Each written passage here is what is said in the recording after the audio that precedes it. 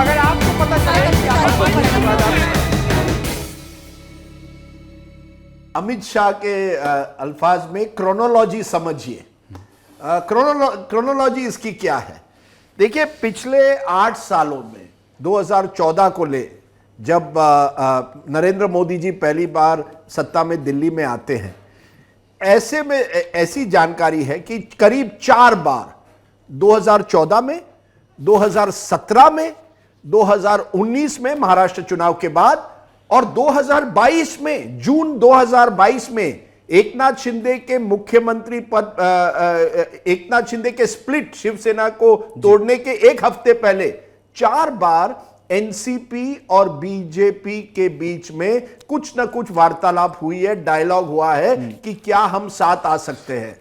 तो ऐसा नहीं है कि यह पहली बार हो रहा था, 4 बार, और उन चारों बार शरद पवार को इनकी जानकारी थी। और प्रफुल्ल पटेल तो कह भी रहे हैं कि जब मैं अपना मेमोयर लिखूंगा तब मैं बताऊंगा कि किसने कब कब बात की है और देश हिल जाएगा, ऐसा उनका दावा है। देखिए, प्रफुल्ल पटेल जो भी कहे, प्रफुल्ल पटेल की एक बात तो साफ है, 2014 से अगर आप प्रफुल्ल पटेल से कभी भी बात करते, वो तो कहते, वो तो तुरंत कहते नहीं, हमें तो जाना चाहिए बीजेपी के साथ। तो प्रफुल्ल पटेल पिछले 8-9 सालों से तो इस बात पर पीछे अड़े हुए हैं कि एनसीपी को बीजेपी के साथ जाना चाहिए, क्योंकि उनको लगता है बीजेपी अब नंबर 1 सत्ताधारी पार्टी देश की बन गई है। प्रफुल्ल पटेल उस तरह से आप कह सकते हैं, he is a political entrepreneur, वो बिजनेसमैन है। उनके पिताजी बड़े बीड़ी किंग हुआ करते थे और प्रफुल्ल पटेल की भी बहुत बिजनेस इंटरेस्ट है, तो वो एक बिजनेसमैन की दृष्टि से देख रहे थे कि क्या फायदा हो सकता है। मैं ये भी बताऊं आपको कि 2017 में जब अहमद पटेल का चुनाव हुआ था राज्यसभा के लिए, तब 2 एनसीपी एमएलए गुजरात के थे। यह कहा जा रहा है उन्होंने क्रॉस वोट किया था, उसमें एक बॉस्की पटेल थे, और यह भी कहा जा रहा है तब अमित शाह ने प्रफुल्ल पटेल को कांटेक्ट किया था और प्रफुल्ल पटेल को कहा था, क्योंकि वो एक बड़ा प्रेस्टीज फाइट था उस समय भी, कुछ एनसीपी के एमएलए ने, 2 थे गुजरात में, उन्होंने क्रॉस वोट करके बीजेपी को समर्थन दिया था। प्रफुल्ल पटेल का हाथ माना जाता है, ऐसे कांग्रेस का कहना है कि प्रफुल्ल पटेल इसके पीछे थे। अब आते हैं शरद पवार पर।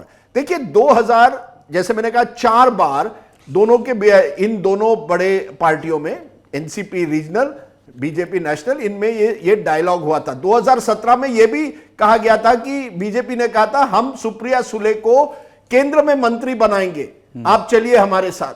2019 में तो प्रेस रिलीज तैयार थी, ये कहा जा रहा है कि किसको कौन सा विभाग मिलेगा, कौन पालक मंत्री बनेगा, इसकी लिस्ट बनाई गई थी। और बीजेपी का कहना है कि लास्ट मिनट पर शरद पवार ने हमको धोखा दिया और वो चले गए शिवसेना के साथ और कांग्रेस के साथ और महाविकास आघाड़ी बनाई। इस पूरे चित्र में 2023 में आई है। 2023 में, जैसे साहिल ने कहा, बीजेपी का नजरिया पूरा 2024 के लोकसभा चुनाव में है और उनका एक internal survey, mood off the nation तो इंडिया टुडे का है, लेकिन उनका खुद का इंटरनल सर्वे बता रहा था कि महाराष्ट्र में एकनाथ शिंदे के साथ जुड़ने के बाद भी बीजेपी एकनाथ शिंदे एमवीए महाराष्ट्र विकास आघाड़ी के पीछे चल रही थी और अगर लोकसभा चुनाव हो तो उनको आधे भी सीट महाराष्ट्र के नहीं मिलेंगे। तब उन्होंने कहा कि चलिए अब कुछ करते हैं, और अजीत पवार के साथ जो लगातार पहले भी बातचीत हुई थी, 2019 में तो एक हफ्ते के लिए वो उप मुख्यमंत्री भी बने थे देवेंद्र फडणवीस के साथ, वो बातचीत को ज्यादा तेज कर दिया। अप्रैल में डील हो गई। ये डील अमित शाह, देवेंद्र फडणवीस, अजीत पवार, प्रफुल्ल पटेल, ये सब इस डील में थे और वो तय हो गया कि अजीत पवार बीजेपी के साथ आएंगे। ये अप्रैल में तय हो गया और उन्होंने, अजीत पवार ने शरद पवार को तब संपर्क भी किया था और कहा था, सर हम सब हैं, 25-30 एमएलए हैं, बड़े नेता हैं, हम सब कह रहे हैं आपसे कि चलिए हम बीजेपी के साथ मिल जाते हैं। आप ही खुद जानते हैं 2019 में आपने डायलॉग शुरू किया था, हम कह रहे हैं अब डील करते हैं। अब इसके पहले जब भी वो शरद पवार के साथ जाते थे, 2022 में तो यहां तक बात आ गई निखिल कि छगन भुजबल और जयंत पाटिल, ये छगन भुजबल का कहना है कि शरद पवार ने हमको कहा आप दिल्ली जाकर अमित शाह से बात करिए, लेकिन जब वो एयरपोर्ट पहुंचते हैं उनको फोन आता है शरद पवार का और कहते हैं वापस आ जाइए। तो ये जो नेता है वो अब जाते हैं अप्रैल के महीने में, शरद पवार से बात होती है और कहते हैं सर हम जाना चाहते हैं बीजेपी के साथ। अब शरद पवार कहते हैं नहीं, अब बहुत देर हो चुकी है, मैं महागठबंधन के साथ जुड़ गया हूं, एक एंटी बीजेपी अलायंस बनाना है, मैं विपक्ष के साथ हूं, विरोधी पक्ष में हूं।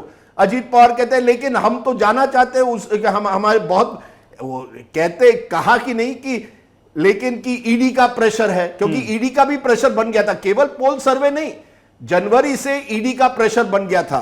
अजीत पवार के खिलाफ ईडी के केसेस, उनके वाइफ के पर भी कार्रवाई होनी थी, बेटे पर, क्लोज एसोसिएट्स पर। इसके साथ साथ सुनील तटकरे जो एमपी है, उनके खिलाफ भी ईडी के केसेस, उसी इरिगेशन स्कैम में जिसमें अजीत पवार का नाम लिया गया।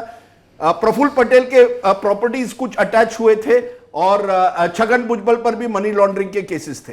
तो ये जब नेता जाते हैं शरद पवार के पास और कहते हैं सर हम तो सोचते हैं कि ऐसे माहौल में जहां हमें लगता है 2024 में मोदी जी फिर आ रहे हैं, हमारी भलाई होगी कि हम बीजेपी के साथ जुट जाए। बीजेपी भी तैयार थी, लेकिन शरद पवार इस बार कहते नहीं, अगर मुझे पार्टी शुरुआत से भी बनानी है तो मैं बनाऊंगा, जिनको जाना है वो जाए। तो शरद पवार उसके 2 हफ्ते बाद, इस मीटिंग के 2 हफ्ते बाद रेजिग्नेशन ड्रामा होता है जी। अब उसे ड्रामा मैं कह रहा हूं क्योंकि शरद पवार कहते हैं ड्रामेटिकली कि मैं इस्तीफा दे रहा हूं एनसीपी अध्यक्ष पद से। उस माहौल में ये जो नेता है उनको एक तरह से कॉर्नर किया जाता है, क्योंकि उस माहौल में फिर बहुत उनको कठिनाई होती है कि उस समय कहना नहीं हम पार्टी छोड़ रहे हैं। तो एक भावुक एक वातावरण शरद पवार करते थे, इमोशनल डिसीजन की तरह, एक तरह से इनको इमोशनली ब्लैकमेल करते हैं और कहते हैं अगर आप इस तरह जा रहे हैं मैं भी जा रहा हूं। तो फिर वो उनके पास आते हैं कहते हैं, और मामला कुछ हफ्तों के लिए सुलझ जाता है, लेकिन डील हो गई है। मैं इसलिए क्रोनोलॉजी बता रहा हूं कि ये हुआ है जुलाई में, लेकिन इसकी तैयारी पूरी कई महीनों से हुई है। इसके डायरेक्टर अगर आप कहें वो अमित शाह थे, इसके एग्जीक्यूटर अगर आप कहें फडणवीस कुछ हद तक थे जो लोकल लेवल पर डिस्कशन कर रहे थे, इसके जो मिडिल मैन है वो प्रफुल्ल पटेल थे जो दिल्ली में, जिनके बड़े अच्छे संबंध एक तरह से यहां बीजेपी में भी है और मुंबई में भी अच्छे संबंध है, बिजनेस संबंध है। इन सब लोगों ने तय किया। अब शरद पवार करते क्या,